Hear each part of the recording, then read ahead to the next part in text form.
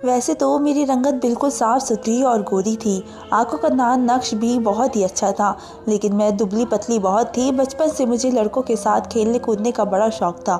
अक्सर मैं गली मोहल्ले में लड़कों के साथ ही खेलती हुई नजर आती थी। घर में सबसे छोटी थी, इसलिए माँ बाप का लाड प्यार मेरे साथ कुछ ज़्यादा ही था। मुझसे बड़ी दो बहनें थीं जो कि शादीशुदा थी। मेरी ज़्यादातर वक्त लड़कों के साथ ही गुजरता था, इसलिए मेरा पहनावा और ओढ़ना भी वैसा ही था। मैं लड़कों की तरह पैंट शर्ट पहनती थी, सर पर हैट रखती थी। क्रिकेट, बैडमिंटन, फुटबॉल ये सब मेरे लिए पसंदीदा खेल थे। मुझे पता ही नहीं चला कि कब मैं वक्त गुजरने लगा और मैं 16 साल की दहलीज पर पार कर चुकी थी। 16 साल की हुई तो मेरे माँ बाप ने मुझे ज़बरदस्ती घर बिठाना शुरू कर दिया। कहने लगे कि लड़की हो, तुम घर पर ही रहा करो, शर्म नहीं आती? इतनी बड़ी हो गई हो, अभी तक मोहल्ले के लड़कों के साथ खेलती नजर आती हो। पाँव देखे हैं तुमने अपने? नंगे पाँव खेल खेल कर कितने बड़े हो गए हैं। मुझे तो लगता है कि तुम्हारे नाप की अब चप्पल भी बड़ी मुश्किल से मिलेगी। मर्दों की चप्पल लाकर देनी पड़ेगी तुझे। मैं शुरू से ही लापरवाह थी। माँ की बात एक कान से सुनकर दूसरे कान से उड़ा देती थी। माँ की डांट फटकार सुनने के बाद ही मेरा ध्यान बाहर खेलने जाने वाले क्रिकेट मैच की तरफ था। मैंने माँ की मन्नत की, बस ये आखिरी दफ़ा खेलने दो, लेकिन मैं नहीं मानी। मेरा बाहर जाना उन्होंने बिल्कुल बंद कर दिया। बस ये था कि मैं छत पर जाकर पतंग उड़ा लिया करती थी, या बराबर वाले रोशन की छत पर जाकर उसकी अम्मी को शिकायत लगा दिया करती थी कि माँ ने मुझे कैदी बना कर रख दिया है। मेरा उठना बैठना, चलना पड़ना सब लड़कों जैसा था। वो मुझे देखकर मुस्कुराता और कहता कि कोई बात नहीं, अब तुम बड़ी हो गई हो तो घर पर ही रहा करो। रोशन मुझे उल्टा समझाने लगता। अक्सर मैं उसी की शर्ट पहना करती थी। बेशक मैं लड़कों से खेल कूद करके बड़ी हुई थी, लेकिन मोहल्ले के लड़कों ने कभी मेरे साथ बदतमीजी नहीं की थी, और इसकी वजह शायद रोशन था, जो किसी भी तरह से हर जगह पहुंच जाया करता था। माँ की बहुत से काम भी कर दिया करता था, क्योंकि हमारा कोई बड़ा भाई नहीं था। पापा दूसरे शहर में रहते थे, महीने बाद घर आते थे। जैसे ही मैं 14 जमात पढ़ी तो मेरी खाला ने मेरा रिश्ता मांग लिया। मैं 19 साल की थी जब लाहौर से मेरी खाला ने अपने बेटे का रिश्ता मेरे लिए मांगा था, लेकिन जब मुझे मालूम हुआ तो मैंने माँ को साफ कह दिया कि मैं आपको छोड़कर दूसरे शहर नहीं जाऊँगी। माँ कहने लगी कि तुम्हारी जो करतूत है ना, तो मैं तुम्हें गैरों में शादी करके जलील नहीं होना चाहती, और अब इतनी बड़ी हो गई हो, एक कप चाय भी बनानी नहीं आती। वे मेरी सगी बहनें और सगे ऐप छुपा लेते हैं कि मेरी माँ की सबसे बड़ी गलती थी। बहरहाल मेरी शादी की तरफ कोई ध्यान नहीं था। अभी तक मेरा दिमाग बस खेल कूद में था, और 2-4 दिन बड़ी मुश्किल से गुजरे कमरे में काटे थे। आसमान पर पतंग उड़ाती तो कटी देख कर वह सीधी दौड़कर छत की तरफ आ जाती थी ताकि काटने वाली पतंग में पकड़ लूँ। मेरी बारात एक दिन आई, मेरी शादी हुई। रात की ट्रेन से ही वापस घर का सफ़र भी शुरू हो गया। दुल्हन बनी मैं घूंघट में बैठी बेहद बेजार हो रही थी। मेरा पति अमन मुझे बार बार बड़े गौर से देख रहा था। खाला क्योंकि लाहौर रहती थी, इसलिए वहाँ पर मेरा आना जाना नहीं होता था। 4-5 साल बाद खाला अकेले ही कराची आई थी। हफ्ते 10 दिन रहकर वापस चली जाती थी, इसलिए मुझे ना तो खाला के घर के माहौल के बारे में पता था और ना ही अमन के बारे में। बेशक मेरा सारा बचपन लड़कों के साथ खेलकूद का गुजरा था, लेकिन जिन नज़रों से अमन मुझे देख रहा था, या तो मुझे अमन से उलझन महसूस हो रही थी। वैसी उलझन कभी उन लड़कों से नहीं हुई थी जिससे मैं बचपन में खेलती आ रही थी। मैं मेरे सामने वाली सीट पर ही बैठा था।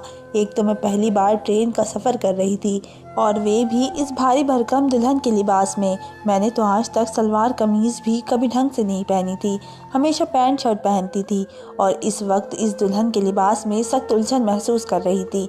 बड़ी मुश्किल से मैंने 16 घंटे ये सफ़र किया अपने इसी लिबास में पहने हुए।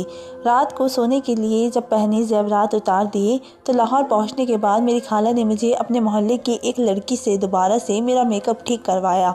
मैं थकान से और नींद से बेहाल थी, क्योंकि ट्रेन में मुझसे ठीक तरह से नींद नहीं आई थी। मैं हमेशा नींद की बड़ी पक्की थी।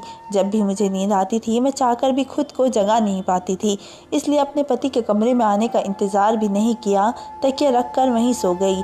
न जाने रात को किस टाइम मेरी आँख खुली तो मैंने देखा कि अमन सोफे पर तकिया रख कर सो रहे थे। ये देखकर मुझे बड़ी शर्मिंदगी सी हुई। मुझे उसका इंतज़ार करना चाहिए था। आखिरकार मैंने घड़ी पर नज़र डाली, रात के 3 बज रहे थे। मुझे बहुत ही भूख लग रही थी। जब से मैं आई थी बस नाश्ता करते ही खाला ने मुझे कमरे में बिठा दिया था, और मैं कमरे में आते ही लेट कर सो गई थी। मैंने उठकर कमरे से बाहर जाना चाहती थी ताकि अपने खाने पीने का कुछ इंतज़ाम कर सकूं, लेकिन जैसे ही मैं बेड से नीचे पाँव रखा, ना जाने नीचे क्या था, मेरे पाँव स्लिप हो गया। मैं गिरते गिरते बची थी, लेकिन मेरी मुंह से चीख बरामद हुई थी। फ़ौरन से संभाल कर खड़ी हो गई, लेकिन चीख की आवाज़ सुनकर अमन की आँख ज़रूर खुल गई थी।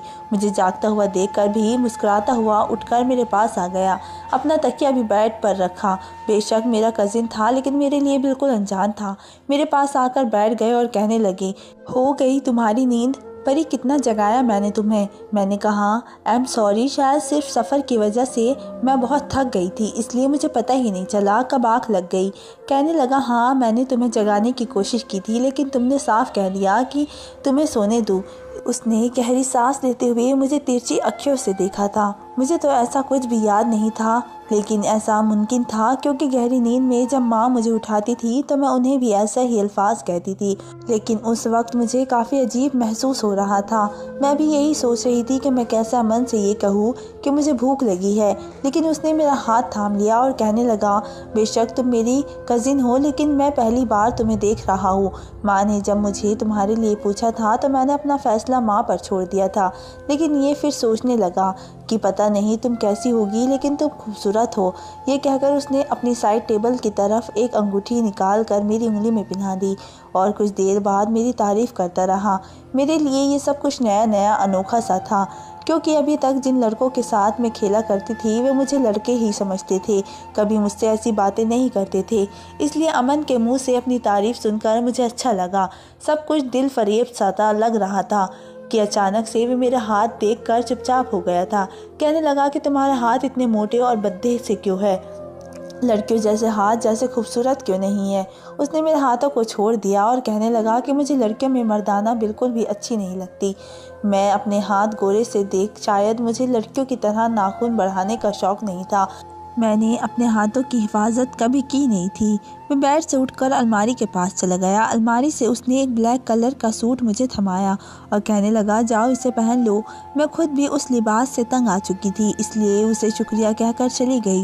लेकिन जैसे ही वॉशरूम में जाकर उस लिबास को देखा तो वो बहुत ही भद्दा सा था, बहुत ही बेकार सा। मैंने शर्माते हुए वे पहन तो लिया था, लेकिन मैं पहली बार बेहद नर्वस हुई थी। मैं कमरे में आई तो सामने ही अमन हाथ में परफ्यूम की शीशी पड़े खुद पर स्प्रे कर रहा था। मुझे देखकर मुस्कुराता हुआ मेरे पास आया, मुझ पर स्प्रे करने लगा। कहने लगा, मुझे इस परफ्यूम की खुशबू बहुत पसंद है। ये कहकर मुझे अपने पहलू से लगाए बेड पर ले आया। मुझे प्यारी बातें करने लगा, लेकिन अचानक ही वह मुझसे एकदम पीछे हो गया। उसके चेहरे के कसरत भी एकदम बदल गए थे। मैं समझ नहीं पा रही थी कि उसे क्या हुआ। वह फ़ौरन से कमरे से बाहर निकल गया। मैं काफ़ी देर उसका इंतज़ार करती रही, लेकिन वह कमरे में वापस नहीं आया। मुझे समझ नहीं आ रहा था कि आखिर उसे हुआ क्या है। अभी कुछ देर पहले तो वह बहुत ही खुश था, पता नहीं उसे हुआ क्या था। पूरी रात कमरे में नहीं आया। सुबह मैंने अपना लिबास बदल लिया, कमरे से बाहर आ गई। मैंने देखा वह बाहर लॉन्च में सोफ़े पर सो रहा था। मुझे हैरत हुई कि वह कमरे के बजाय बाहर सोफ़े पर क्यों सो रहा था। मैं जैसे ही उसके पास गई, उसे उठाने लगी तो मुझे देखकर मुंह फेरने लगा। फिर तो ये जैसे ही सिलसिला शुरू हो गया था। मैं जितना उसके पास जाने की कोशिश करती वह मुझसे दूर भागता, वजह भी नहीं बताता। शादी के बाद उसकी चंद मीठी बातों ने मेरी दुनिया बदल दी थी, लेकिन पता नहीं वे क्यों मुझसे दूर रहता था। काफ़ी दिन गुजर गए थे, लेकिन उसका रवैया मुझसे नहीं बदला था। एक बार मैं तंग आकर उसके सामने खड़ी हो गई। मैंने कहा, अमन आप मुझसे बात क्यों नहीं करते हो, क्यों मुझसे दूर रहते हो? वे कहने लगा, तुमने तो मेरे साथ अच्छा नहीं किया है। मुझे अगर पता होता कि तुम ऐसी हो तो मैं कभी भी तुमसे शादी नहीं करता। उसकी बात का मतलब मैं समझी नहीं थी। मैंने कहा, मैंने क्या किया है? ऐसा कहने लगा, तुम मर्द जैसी दिखती हो, तुम्हारी चाल ढाल यहाँ तक के हाथों की बनावट तक मर्द जैसी है। यह कहकर मेरे कमरे से बाहर निकल गया। शायद मैं भी ट्राउज़र और कुर्ता पहनती थी, लेकिन मुझे शुरू से ही ढीले ढाले कपड़े पहनने की आदत थी, इसलिए मैंने अब अपने फैंसी लिबास पहनना शुरू कर दिए। उसके खातिर मैंने खाला के साथ मिलकर उसकी पसंद का खाना बनाना भी सीख लिया। उसके सारे काम भी अपने हाथों से करने लगी। उन 2 महीने में मैं खुद को बदल कर रख दिया था। शायद अमन का रवैया मुझसे ठीक हो जाए, लेकिन वह तो किसी पत्थर की तरह बन चुका था। रोज़ रात को देर से घर पर आता था, सोफे पर लेट कर सो जाता था। मैं उसकी मोहब्बत पाना चाहती थी। मैं जो पहले हर चीज़ से लापरवाह थी, अब अमन की पसंद में अपनी शख्सियत तक खो बैठी थी। मैंने खुद को अमन की पसंद में ढालने की हर मुमकिन कोशिश करके देख ली थी, लेकिन मैं वैसे ही था, मुझसे अब भी बात नहीं करता था। एक रात मैं सो रही थी, मुझे चिल्लाकर आवाज़ करने की आवाज़ें आने लगी। इस शोर से मेरी आँख खुली। खाला और अमन में बहुत ही बहस हो रही थी। मैं कमरे का दरवाज़ा खोल कर बाहर आई तो मैंने खाला के कमरे की लाइट जल रही थी।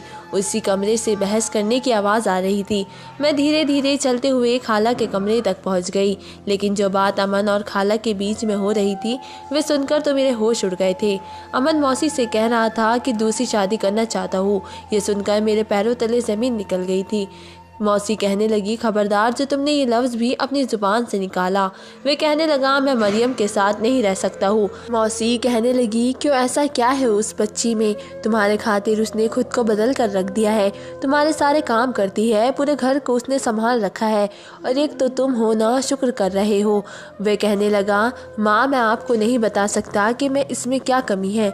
मैं क्या उसके साथ कोई भी मर्द ज़िंदगी नहीं गुजार सकता, इसलिए मैं दूसरी शादी करना चाहता हूँ। मरियम को कह दो कि मैं उसे तलाक भी देने को तैयार हूँ, और चाहे तो बेशक मेरे नाम पर ज़िंदगी जीती रहे, मुझे कोई फ़र्क नहीं पड़ता। ये कहकर जैसे ही वे कमरे से बाहर निकला तो मुझे देखकर रुक गया। मेरी आंखों में आंसू बह रहे थे। मुझे नज़र चुराते हुए कमरे में चला गया। मैं भी उसके पीछे कमरे में आ गई। मैंने कहा कि आज मुझे बता ही दो, मुझ में ऐसी कौन सी कमी है जिसके खातिर तुम दूसरी शादी करना चाहते हो। वे कहने लगा कि खुद को आईने में देख लो, तुम्हें मालूम हो जाएगा कि तुम में क्या कमी है। मैंने कहा कि मैं रोज़ देखती हूँ खुद को, मुझे पता नहीं, इंसानों को हमेशा अपने आप तो अच्छा ही लगता है। तुम बताओ क्या बुराई है मुझ में। कहने लगा, तुम में औरतों वाली खूबसूरती नहीं है, हुस्न की कमी है तुम्हारे पास। तुम्हारे पास आते ही मुझे एहसास होता है जैसे मैं किसी मर्द के पास मौजूद हूँ। मुझे तुमसे घिन आती है। तुम्हारे करीब रहने से मुझे घुटन का एहसास होता है। मुझे तुम्हें छूने से भी कुछ अच्छा महसूस नहीं होता।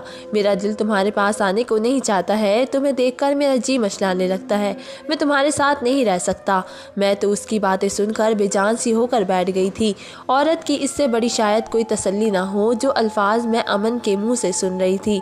जो कमी उसने मुझे बताई थी उसमें मेरा कोई इख्तियार ना था। जो बेइज्जती उसने मेरी की थी, मैं रोती रही, सारी रात रोती रही। अगली रोज़ मेरी मौसी ने मुझसे कहा कि जब से तुम्हारी शादी हुई है तुम मायके नहीं गई हो, तुम कुछ दिन के लिए कराची चली जाओ। मैंने कहा, मौसी अगर मैं यहाँ से चली जाऊँगी तो अमन दूसरी शादी कर लेगी। ये सुनकर मौसी कहने लगी कि मैं उसे समझाऊंगी, तुम उसका हर काम टाइम पर करते ही रहती हो, इसलिए उसे तुम्हारी कदर नहीं है। लेकिन जब तुम यहाँ पर नहीं रहोगी तो वो खुद तुम्हारी कमी महसूस करेगा, फिर उसे तुम्हारी कदर हो जाएगी। मुझे मौसी की बात ठीक लगी थी। मैं वापस कराची चली गई। मैं पूरे 6 महीने बाद कराची आई थी। मैं मुकम्मल पूरी बदल चुकी थी। जब मैं घर पर आई तो माँ के साथ लग कर फूट कर रोने लगी। माँ भी समझी मैं उनसे उदास हूँ, इसलिए रो रही हूँ। अभी मुझे आए हुए 1 घंटा हुआ था कि जब मोहल्ले के सारे लड़के जो मेरी उम्र के थे मुझसे मिलने आ गए थे, लेकिन आज मैं उनसे फासला रख कर मिल रही थी क्योंकि मेरी सोच बदल गई थी। उन्हीं लड़कों में से एक लड़का रोशन भी था जिसे मैं रोहू कहकर पुकारती थी। मेरी सबसे ज़्यादा दोस्ती उसी से थी। वे भी मुझसे मिलने आया था। मैं सबके साथ हंस रही थी, बातें कर रही थी, लेकिन दिल ही दिल में लगातार अमन की फिक्र सताई जा रही थी। सब मुझसे बातें करने में मसरूफ़ थे, बस एक वे था जो चुप था और यूं मुझे देखे जा रहा था। जब सब चले गए तो वह मेरे पास आकर बैठ गया। कहने लगा कि तुम्हें क्या हुआ है मरियम, इतनी उदास क्यों हो? मैंने कहा कि नहीं तो, मैं तो बहुत खुश हूँ। ये कहते हुए मेरा लहजा न चाहते हुए भी नम हुआ। वे मेरे चेहरे के मेरे आंखों के बड़े गौर से देख रहा था। कहने लगा कि हाँ, नज़र आ रहा है मुझे तुम्हारी खुशी।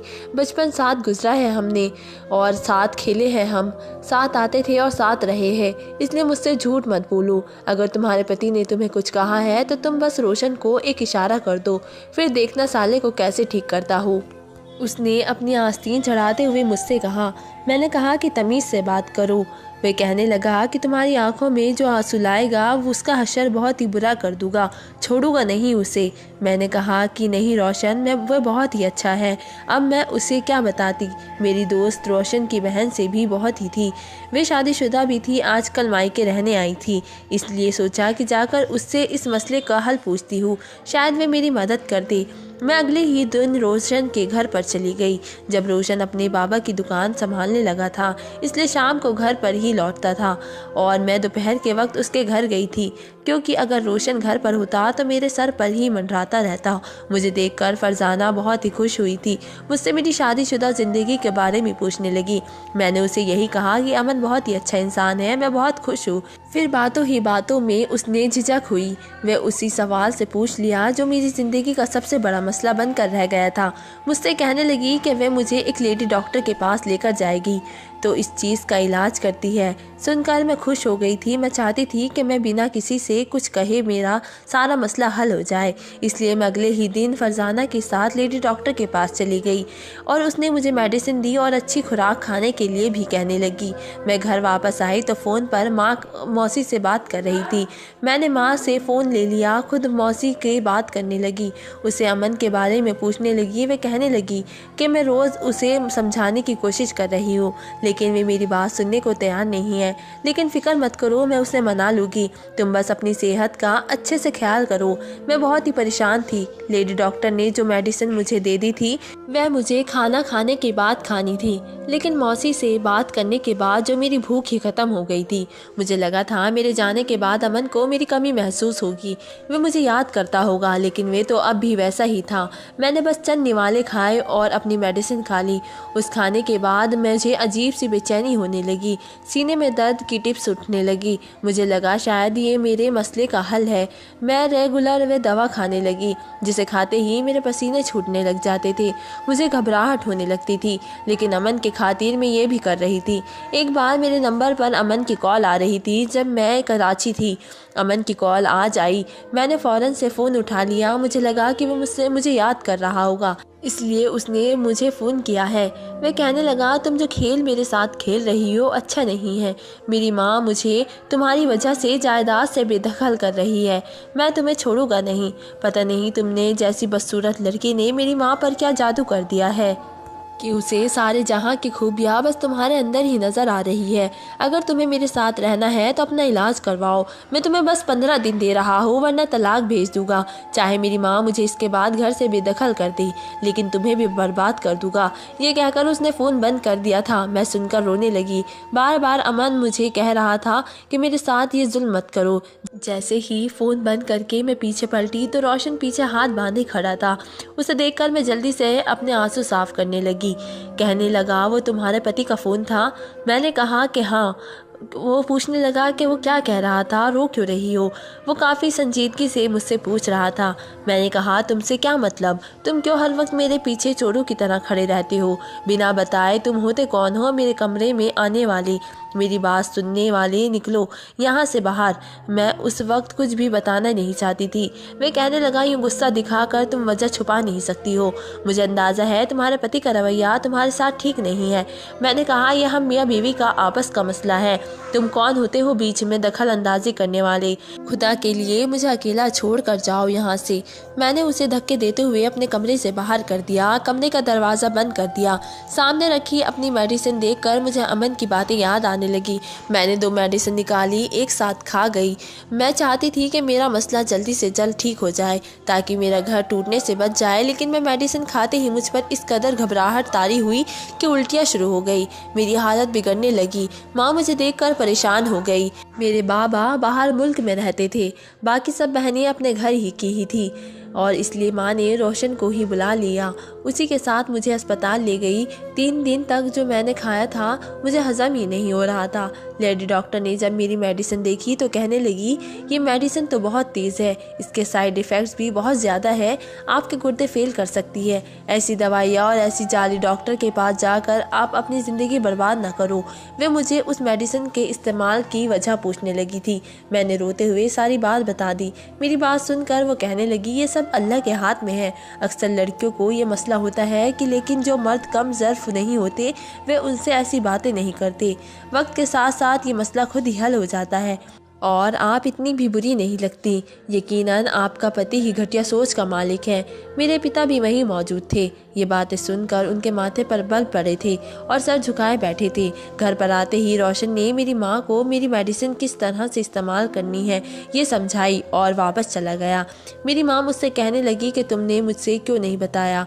मैं रोने लगी। मैंने कहा मैं आपको परेशान नहीं करना चाहती थी। आप हमेशा मुझसे कहती थी कि तुम्हें घर बसाने का ढंग नहीं आता, लेकिन सच कहती हूँ मैं अभी भी अपने आप को आमिर के खातिर बदल कर रख दिया है।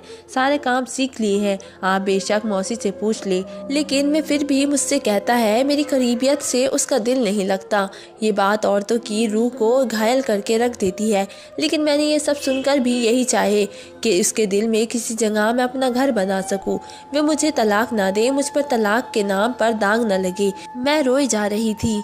माँ की आंखों में भी आंसू थे और वे मेरी माँ से मेरी खाला बात कर रही थी। वे कह रही थी कि मुझे माफ़ कर दो, मेरी वजह से मरियम की ज़िंदगी ख़राब हुई है।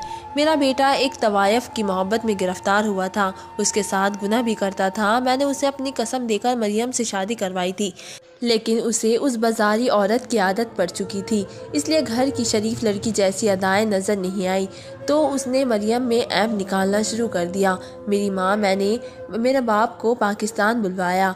उन्होंने खुद मुझे तलाक दिलवाने को कहा। वे शख्स मेरी बेटी के काबिल ही नहीं था, लेकिन मेरा मर्ज़ात से एतबार भी उठ गया था।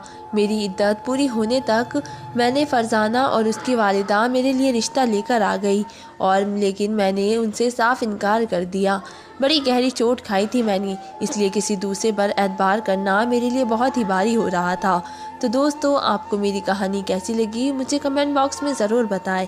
मिलते हैं एक नई वीडियो के साथ, तब तक के लिए धन्यवाद।